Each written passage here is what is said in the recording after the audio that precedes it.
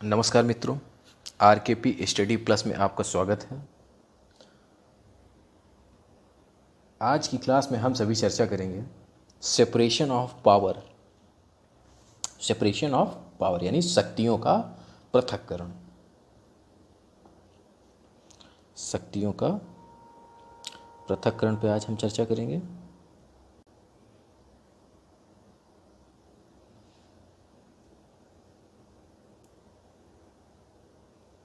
शक्तियों का पृथक्करण यानी सेपरेशन ऑफ पावर।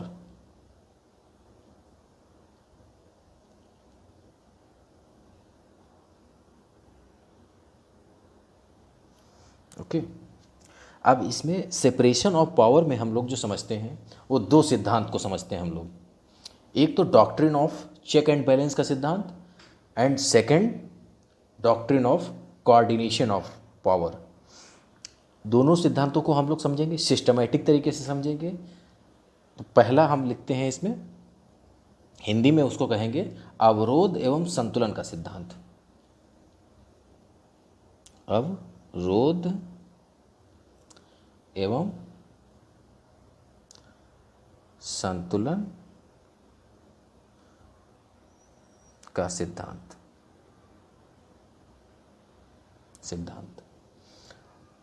इंग्लिश में हमने क्या बताया? Doctrine of check and balance, यानी इसको कह सकते हैं चेक एंड बैलेंस, यानी डीसीबी कह सकते हैं, डीसीबी यानी doctrine of check and balance का सिद्धांत। ठीक है। सेकंड जो सिद्धांत है वो क्या है? समन्वय का सिद्धांत है। समन्वय का सिद्धांत। अब समन्वय के सिद्धांत को इंग्लिश में क्या कहेंगे? Doctrine of coordination of power या कोऑर्डिनेशन ऑफ पावर। तो इसको इंग्लिश में कह सकते हैं डीसीपी। डीसीपी इसको शॉर्ट में हम मतलब लिख दे रहे हैं ताकि बीच में जब शब्द यूज़ होगा तो हम इसको कहेंगे। और आपको यही समझना है कि जैसे हम डीसीपी शब्द का यूज़ करेंगे तो समन्वय का सिद्धांत है, और अगर डीसीबी का यूज़ करेंगे तो अवरोध एवं संतुलन का सिद्धांत है। ओके फ्रेंड्स, अब हम लोग स्टार्ट करते हैं। पहला, जैसे सबसे पहले तो मैं ये बताना देना चाहता हूँ कि जो हमारा शक्ति पृथक्करण का सिद्धांत है वह किस विचारक के द्वारा प्रतिपादित किया गया है, यह शक्ति पृथक्करण का सिद्धांत, और यह मूल रूप से क्या अवधारणा है। तो इन बातों को हम लोग, इन बिंदुओं को समझेंगे कि सबसे पहले तो मैं बताना चाहूँगा शक्ति पृथक्करण का सिद्धांत फ्रांसीसी विचारक मॉन्टेस्क्यू के द्वारा दिया गया है। मॉन्टेस्क्यू,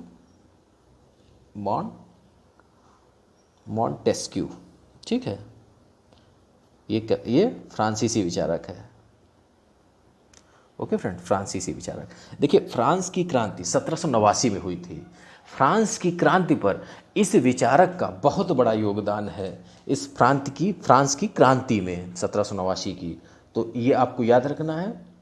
और जब कभी हम वर्ल्ड हिस्ट्री को जो है पढ़ाएंगे तो उसमें हम आपको बताएंगे फ्रांस की क्रांति कैसे घटित हुई, उसमें प्रबोधन का क्या रोल है, क्या सिस्टम है, वो सब समझेंगे। जो है किस प्रकार से प्रबोधन आया और किस प्रकार से मध्य वर्ग का उदय हुआ, किस प्रकार से जो है सब सिस्टम, मतलब वो एक पूरा सिक्वल चैन है। जैसे किस प्रकार से अमेरिकी संविधान बना, ब्रिटिश संविधान अलिखित क्यों है, तो ये सब बिंदुओं पर उसी में चर्चा की जाएगी। लेकिन अभी हमारा जो मुख्य टॉपिक है पॉलिटी का है, और वह पॉलिटी में हम लोग चर्चा कर रहे हैं शक्ति के पृथक्करण के सिद्धांत की।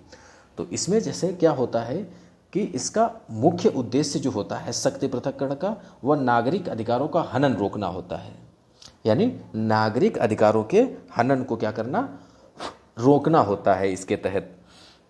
और सरकार में तानाशाही प्रवृत्तियां या निरंकुशता पर अंकुश लगाना शक्ति पृथक्करण का काम होता है। ये ध्यान रखिए। जैसे शक्ति पृथक्करण का हम एक एग्जाम्पल देना चाहेंगे, जैसे कार्यपालिका, न्यायपालिका,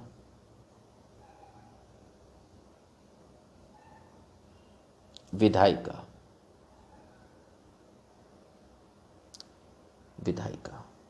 ये देखिए 3 निकाय हैं। अब इनमें क्या है, ये देखिए शक्ति एक ही नहीं है, इसमें शक्तियों का विभाजन है, स्पष्ट विभाजन है वो भी, यानी शक्तियों का कठोरता से विभाजन है इसमें। जैसे स्वतंत्र न्यायपालिका का भारत में जो है प्रावधान किया गया है, स्वतंत्र न्यायपालिका का, इस पर किसी का अधिकार नहीं होगा। जैसे ब्रिटेन में जो ताज होता है, यानी वहाँ का जो राजा होता है, उसके हाथ में न्यायपालिका होती है, यानी वही न्यायपालिका को जो है चलाता है। और वह जो है किसके अंतर्गत आ जाता है, लगभग मान के चलें तो वह जो है मुख्य प्रधानमंत्री के अंतर्गत आता है। वहाँ पर जो है मेन जो है जो शक्ति निहित है वो पार्लियामेंट में निहित है। इसीलिए उसके ब्रिटिश पार्लियामेंट के लिए एक कोटेशन कहा जाता है कि ब्रिटिश पार्लियामेंट कुछ भी कर सकती है, वह स्त्री को पुरुष और पुरुष को स्त्री बनाने के सिवा और कुछ भी कर सकती है। मतलब इतना वो फ्लेक्सिबल है, इतना वो जो है जैसे मतलब कुछ भी कर सकती है, ऐसे मान के चलिए। वो कोई भी विधेयक पास कर सकती है, कुछ भी, इतनी पावर है उसके पास, ब्रिटिश संसद के पास, पार्लियामेंट के पास। तो इसीलिए कहा जाता है। और इसमें जो है ये जो वहाँ पर क्या है, अब वो हम ब्रिटिश में किस तरीके से संलयन को लागू किया गया है, क्या किया गया है, समन्वय को लागू किया गया है, कैसे क्या, तो उन पर हम चर्चा करेंगे, इसी के तहत चर्चा करेंगे, इसी टॉपिक के तहत हम लोग चर्चा करेंगे। और हम लोग जो है अब सबसे पहले तो हम समझ लेते हैं कि जैसे कार्यपालिका अलग जो है, न्यायपालिका अलग है, विधायिका अलग है। विधायिका का कार्य होता है विधि को बनाना, विधि निर्माण। कार्यपालिका का काम है विधि को, जैसे इसमें जो है कार्यों को क्रियान्वित करना। जैसे इस हमने कार्यपालिका में एक लेक्चर में बताया भी था आपको, कार्यपालिका में जैसे मंत्री होते हैं, मंत्री किस प्रकार से शासन होता है, किस प्रकार से प्रशासन होता है, तो यह सब हमने आपको बताया था कार्यपालिका के तहत। ठीक है, आप जिस भाई को देखना हो तो वो हमारे पिछली लेक्चर देख सकता है इससे, कार्यपालिका से संबंधित। और न्यायपालिका में जैसे स्पष्ट मतलब कहा गया है कि न्यायपालिका स्वतंत्र रूप से रहेगी न्यायपालिका। ठीक है, तो यानी पावर का डिवाइडेशन है, शक्ति का पृथक्करण। शक्ति पृथक्करण का मतलब सभी को शक्तियाँ दी जानी, ताकि कोई भी निरंकुश ना हो सके। ओके फ्रेंड्स, अब देखते हैं, इसमें समझते हैं और चीज़ों को। जैसे इसमें निरंकुशता पर अंकुश लगाना होता है। शक्ति पृथक्करण का सर्वाधिक कठोर पालन यूएसए के द्वारा किया गया है। क्या किया गया है यूएसए के द्वारा? शक्ति का कठोर पालन यूएसए के द्वारा किया गया है। और वहाँ पर यूएसए में कौन सा जो है नियम जो है अपनाया जाता है? अवरोध एवं संतुलन का सिद्धांत, यानी DCB, यानी अवरोध एवं, यानी doctrine of check and balance का सिद्धांत अपनाया गया है। अब देखिए किस प्रकार से क्यों अपनाया गया है, तो उसको हम लोग समझ लेते हैं थोड़ा, क्योंकि इसमें ये दो जो पॉइंट हमने आपको बताए हैं, अवरोध एवं संतुलन का सिद्धांत और दूसरा हमने समन्वय का सिद्धांत, ये दोनों बहुत इंपॉर्टेंट को है। इनसे आपको बहुत सी चीज़ें समझ में आने आएंगी और आप वह क्वेश्चन हल कर पाएंगे जो क्वेश्चन बहुत से स्टूडेंट नहीं हल कर पाएंगे, आप ऐसे मान के चलिए। तो हम लोग स्टार्ट करते हैं उसमें, और फिर उसके बाद देखते हैं कि जैसे शक्ति पृथक्करण के लागू होने से क्या होता है, अलग अलग शक्तियों के निरंकुश होने की संभावना कम होती है। इसे रोकने के लिए डीसीबी का सिद्धांत लाया गया। डीसीबी का सिद्धांत का मतलब वही जो हमने बताया कि चेक एंड बैलेंस का सिद्धांत। ठीक है, यूएसए इसके पालन का आदर्श उदाहरण है। यूएसए का मतलब यूनाइटेड स्टेट ऑफ अमेरिका है। यूएसए में राष्ट्रपति को कुछ महत्वपूर्ण निर्णय लेते समय सीनेट देखिए, वहाँ पे कांग्रेस, वहाँ पे संसद को क्या कहा जाता है? यूएसए में संसद को क्या कहा जाता है? कांग्रेस का मतलब आप पार्टी से ना समझिएगा इसको, ठीक है। वहाँ पर यानी वहाँ पर का मतलब है अमेरिका में संसद को कांग्रेस कहा जाता है। वहाँ द्विसदनीय व्यवस्था है। ओके फ्रेंड्स, दो सदन क्या हैं? एक तो सीनेट है, सीनेट हो गया, और दूसरा हो जाएगा हाउस ऑफ रिप्रेजेंटेटिव, ठीक है, रिप्रेजेंटेटिव, यानी हाउस ऑफ रिप्रेजेंटेटिव और सीनेट। अब सीनेट में क्या होता है, हाउस ऑफ रिप्रेजेंटेटिव में क्या होता है, यह हमने आपको बताया था वर्ड कॉन्स्टिट्यूशन का जब लेक्चर बताया था तो उसमें हमने आपको बताया था, जिसमें हमने अमेरिका का संविधान बताया था। ठीक है, तो यहाँ पर आपको ऐसे ही समझ लेना है, सीनेट और हाउस ऑफ रिप्रेजेंटेटिव, यानी दो सदन हैं। अब इसमें क्या होता है, जैसे बताया गया है, इसमें हमने चर्चा की है कि सीनेट की अनुमति लेना होता है, किसको, राष्ट्रपति को, कुछ महत्वपूर्ण निर्णय लेने के लिए। सीनेट में जैसे ऐसे मान के चलिए कि न्यायाधीश जैसे है वहाँ का, अमेरिका का न्यायाधीश, कैग जैसे महत्वपूर्ण पदों पर राष्ट्रपति सीनेट की कमेटी ऑन एथिक्स के परामर्श पर ही निर्णय ले सकता है। ठीक है, यानी जो मतलब मान लीजिए आपको कोई निर्णय, जैसे राष्ट्र वहाँ पर जो है क्या है, जैसे राष्ट्रपति पावरफुल है वहाँ पर, यानी अध्यक्षात्मक शासन प्रणाली वहाँ पर है।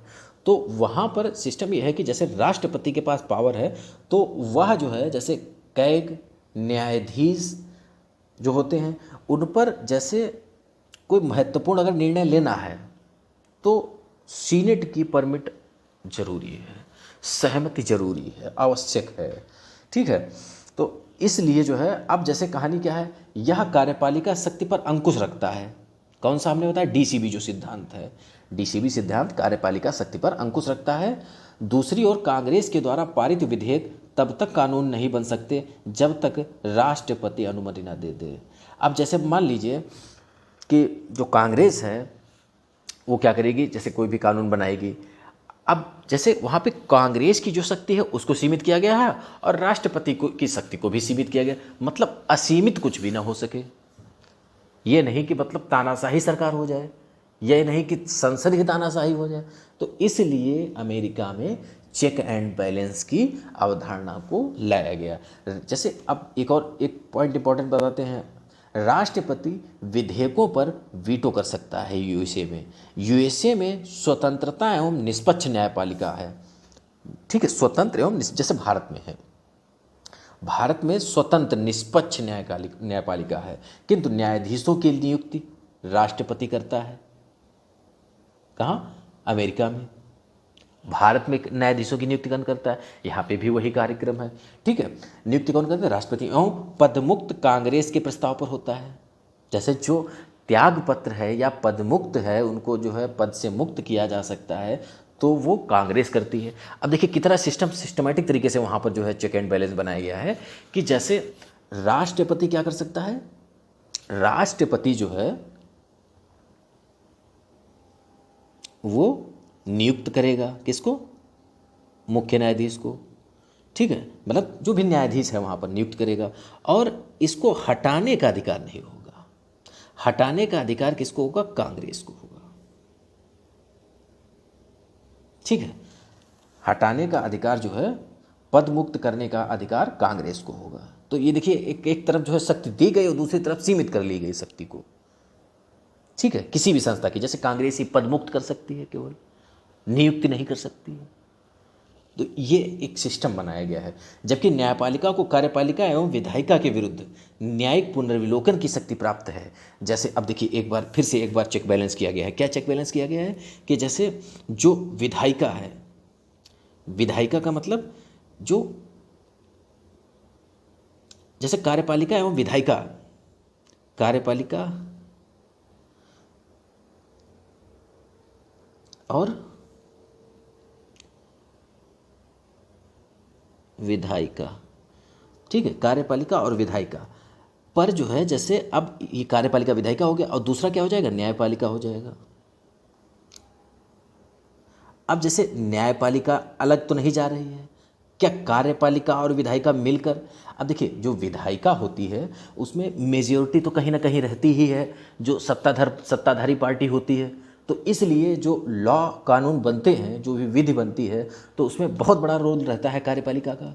तो उसमें तो आप जो है बहुत ज़्यादा अंतर नहीं आ सकता, लेकिन न्यायपालिका भी अगर उसी में मिल जाए तो फिर तो जो है तानाशाही बन जाएगा, जो भी विधेयक चाहेंगे वो पास करेंगे। इसलिए अमेरिका ने न्यायिक पुनर्विलोकन, यानी जुडिशियल, न्यायिक पुनर्निरीक्षण भी कहते हैं, ठीक है, पुनर्विलोकन का प्रावधान कर दिया। किस पर कर दिया, न्यायपालिका पुनर्विलोकन कर सकती है विधायिका की शक्तियों पर। जैसे विधायिका कोई भी विधि बनाए, कोई भी लॉ पास करे, कोई भी कानून बनाए, उसको क्या कर सकता है न्यायपालिका, अगर वो सही नहीं है नियम तो उस पर पुनर्निरीक्षण कर सकता है, पुनर्निरीक्षण करके उसको निष्क्रिय कर सकता है। तो यह शक्ति इस प्रकार से जो है क्या करती है, चेक एंड बैलेंस करती है। ओके फ्रेंड्स, तो आपको ये स्पष्ट रूप से समझ में आ गया? अगर नहीं समझ में आता है तो आप लोग प्लीज़ कमेंट करिएगा, हम आपको दोबारा फिर समझाएंगे। ओके, एंड अब हम लोग देख लेते हैं, आपको समझ में आया है कि चेक एंड बैलेंस क्या होता है, यानी doctrine of check and balance क्या होता है, अवरोध एवं संतुलन का सिद्धांत क्या होता है। अब हम लोग सेकेंड वाला आते हैं। सेकेंड जो था वो क्या था? DCP, DCP यानी coordination of power, coordination of power, doctrine of coordination of power. इसके तहत क्या होता है? देखिए, यह मॉडल जो है अपनाया गया है ब्रिटेन में। जो कोऑर्डिनेशन का सिद्धांत है वो ब्रिटेन में लिया गया है। जैसे यह कार्यपालिका विधायिका के मध्य समन्वय के सिद्धांत पर आधारित होती है। हमने क्या बताया? कार्यपालिका एवं विधायिका। कार्यपालिका को हमने बताया क्या होता है, और विधायिका को, ठीक है, समझ में आया? विधायिका और कार्यपालिका के मध्य समन्वय के सिद्धांत पर आधारित है। यदि आपको कार्यपालिका, न्यायपालिका और विधायिका, कार्यपालिका, न्यायपालिका में यदि कोई भी डाउट हो तो आप प्लीज़ हमारा पिछला लेक्चर देख सकते हैं, जिसमें हमने कार्यपालिका, विधायिका, न्यायपालिका को स्पष्ट रूप से समझाया है। वो भी स्टार्टिंग में ही लेक्चर हमने कराया था जब पॉलिटी स्टार्ट किया था। तो अब हम लोग देखते हैं कि हाँ, समन्वय के सिद्धांत पर आधारित है। ब्रिटेन में ताज जो है, ताज का मतलब जो वहाँ पर किंग है, ठीक है, ब्रिटेन में ताज संसद का अंग है। किसका अंग है? संसद का अंग है। ताज जो है, ताज किसका अंग है? जो क्राउन प्रिंस होता है, क्राउन प्रिंस या ताज संसद का अंग है, ठीक है, संसद का अंग है। प्रधानमंत्री जो ब्रिटेन का है या मंत्री बनने के लिए संसद का सदस्य होना आवश्यक है। मतलब जो ब्रिटिश संसद है, ब्रिटिश संसद, वहाँ पे भी दो सदनी व्यवस्था है। एक है हाउस ऑफ कॉमन और हाउस ऑफ लॉर्ड, ठीक है, house of common and house of lords. तो ये वहाँ पर दो सदन हैं, इस प्रकार से आप समझिएगा। और यहाँ पर हमने क्या बताया कि संसद का सदस्य होना आवश्यक है अगर प्रधानमंत्री या मंत्री बनते हैं वहाँ पर जो है। तो अब ये आपको जो है पता हो गया। फिर उसके बाद हम बताएंगे कार्यपालिका, यानी कार्यपालिका हाउस ऑफ कॉमन्स के प्रति सामूहिक रूप से उत्तरदायी होती है। कार्यपालिका जो है ब्रिटेन में हाउस ऑफ कॉमन्स के प्रति सामूहिक रूप से उत्तरदायी होती है, और उसी के विश्वास पर सरकार का कार्यकाल निर्धारित होता है। संसद कानून बनाती है, किंतु बहुमत होने के कारण कानून पर सरकार का अधिक प्रभाव होता है। किंतु ब्रिटेन में न्यायपालिका निष्पक्ष नहीं है। किस प्रकार से नहीं है? उच्च सदन क्या करता है? जो उच्च सदन वहां पर क्या है? हाउस ऑफ लॉर्ड, यानी ये उच्च है, ओके, एंड ये निम्न सदन है, कॉमन। तो उच्च सदन ही सर्वोच्च न्यायालय की भांति कार्य करता है। जो हाउस ऑफ लॉर्ड है वो उच्च सदन यानी न्यायपालिका के रूप में कार्य करता है। तो फाइनली क्या आपको पता चला कि समन्वय का मतलब है उसी से, मतलब जो है जुड़ा हुआ भाग है वो। जैसे हम लोगों के यहाँ भारत में ही सेपरेशन ऑफ पावर कहाँ से अवधारणा ली गई? अमेरिकी अवधारणा है। जैसे मतलब ये जो है अमेरिका से हम लोगों ने ग्रहण किया है, और भी कठोर पृथक्करण के सिद्धांत को अपनाया हम लोगों ने है भारत में। ओके फ्रेंड्स, फिर उसके बाद जैसे आपको पता चला कि हाउस ऑफ लॉर्ड्स यही न्याय का कार्य करता है, ठीक है, यानी सर्वोच्च न्यायालय की भांति कार्य करता है। भारत के शक्ति पृथक्करण का जो मॉडल है जी, तो आपको अमेरिका और जो है ब्रिटिश का पता चल गया। अब भारत के संदर्भ में देख लेते हैं। भारत में शक्ति पृथक्करण का मॉडल अमेरिकी और ब्रिटिश दोनों की तुलना में व्यवहारिक है।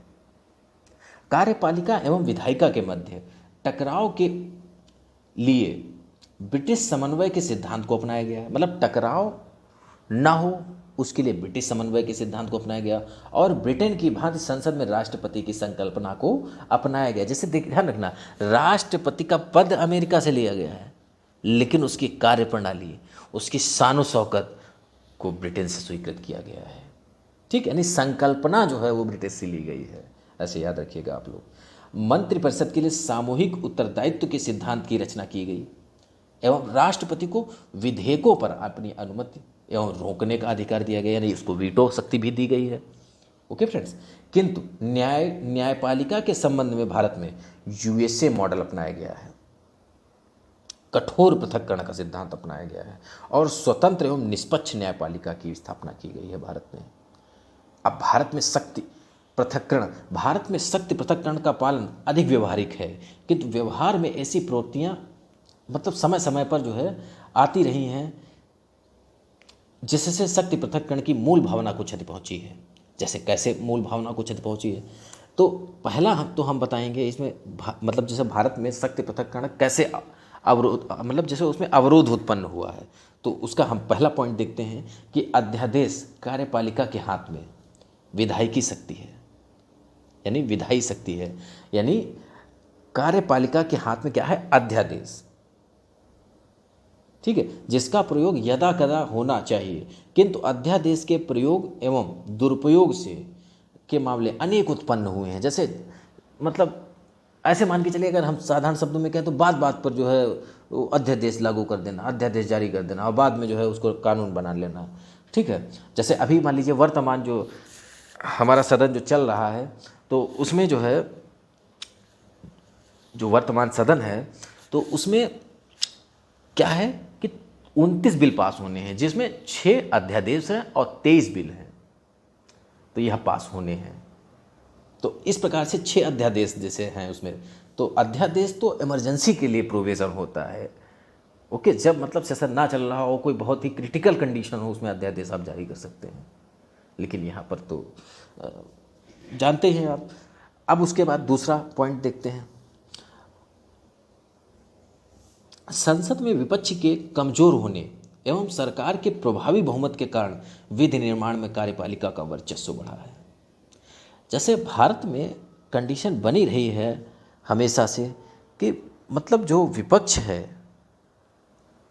वो उतना मजबूत नहीं हो पाता है। विपक्ष ज़्यादा कमज़ोर होने से सत्ताधारी पार्टी मनमाने कार्य करती है और मनमाने तरीके से अपने जो है बिल को पास कराती है और कानूनों को पारित करती है। ओके फ्रेंड्स, यदि न्यायिक सक्रियता के कारण न्यायालय को कार्यपालिका एवं विधायिका के क्षेत्र में भूमिका निभाने का अवसर मिला है। फिर उसके बाद विनियामक संस्थाओं का प्रयोग बढ़ रहा है, जिसमें अर्ध विधायी, कार्यकारी एवं अर्ध न्यायिक शक्तियां निहित होती हैं। यह शक्ति पृथक्करण की मूल भावना का उल्लंघन करती हैं।